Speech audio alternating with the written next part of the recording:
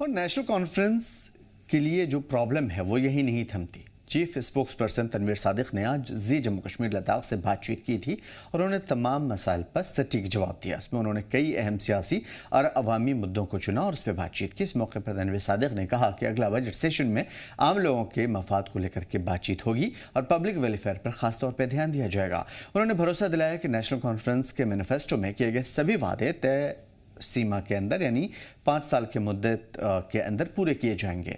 PDP को निशाना बनाते हुए तनवीर सादिक ने 2019 में हुई घटनाओं, अफसपा और जारी रहने वाली दीगर जितने भी यूएपीए जैसे लॉज हैं, एक्ट हैं, उनके ऊपर बातचीत की। जम्मू कश्मीर में जीएसटी नाफिज होने की बात कही और इसके लिए पीडीपी को जिम्मेदार ठहराया। उन्होंने कहा कि सबसे बड़ी सियासी गलती 2014 में हुई थी जब मुफ्ती मोहम्मद सईद ने बीजेपी के साथ इत्तेहाद किया था। उन्होंने ये भी कहा कि नेशनल कॉन्फ्रेंस जम्मू कश्मीर को स्टेटहुड वापस दिलाने के लिए हर मुमकिन कोशिश कर रही है। साथ ही पार्टी अपने कायम इरादे के साथ अवाम के हक और उनकी उम्मीदों को पूरा करने के लिए पाबंद है।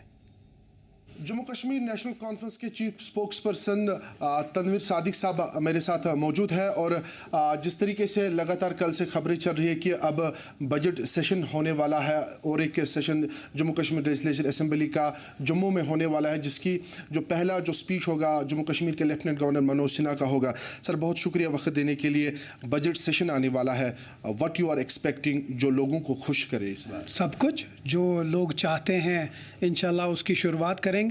बहुत चीज़ें हैं जो चीफ मिनिस्टर साहब सोच रहे हैं कि उसमें करें। अभी टाइम है।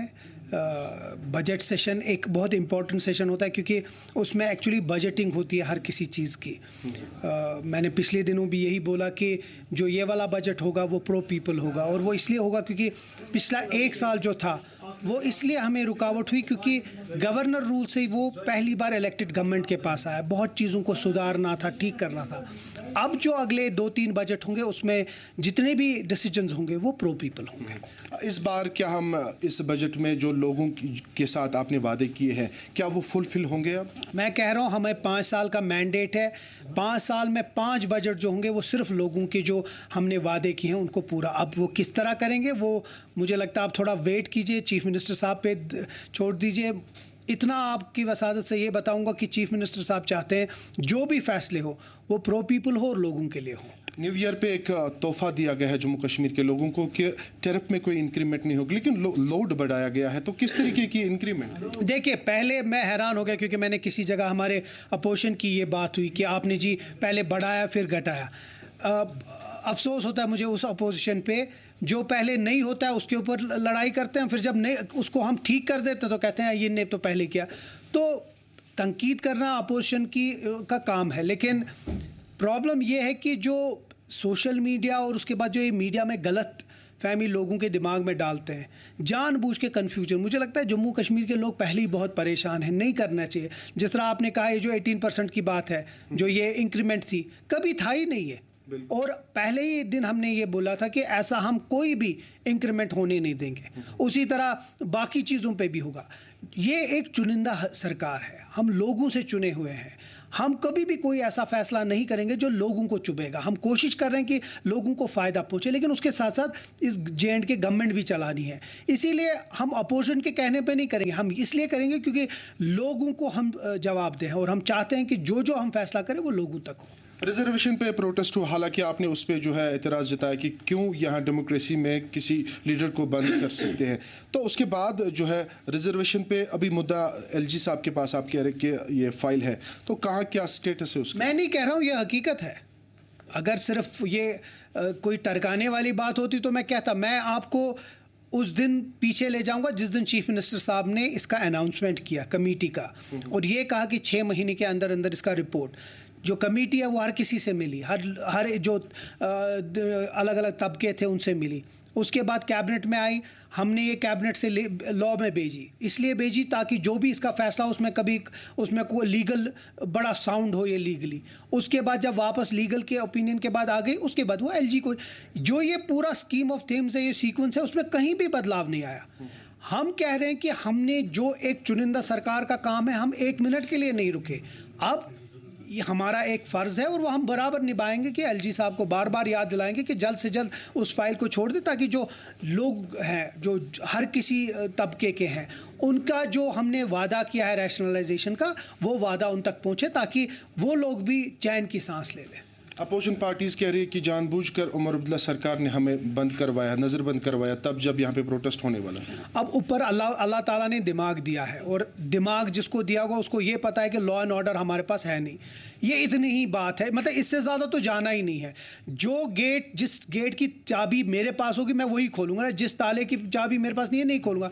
तो अब अपोजिशन को अब ऐसा लगता है कि वो कुछ भी फरेब बोले, झूठ बोले, तो उनको लगता है लोग सुनेंगे। लेकिन एक चीज़ याद रखना, क्योंकि ये बात अपोजिशन वाले जानबूझ के करते हैं, और वो आजकल जो कहती है कि मैं बंद थी, माँ घूमती रहती है, उसी को मैं जवाब दूंगा कि उनकी वजह से, उनके ग्रैंडफादर की वजह से 2019 हुआ।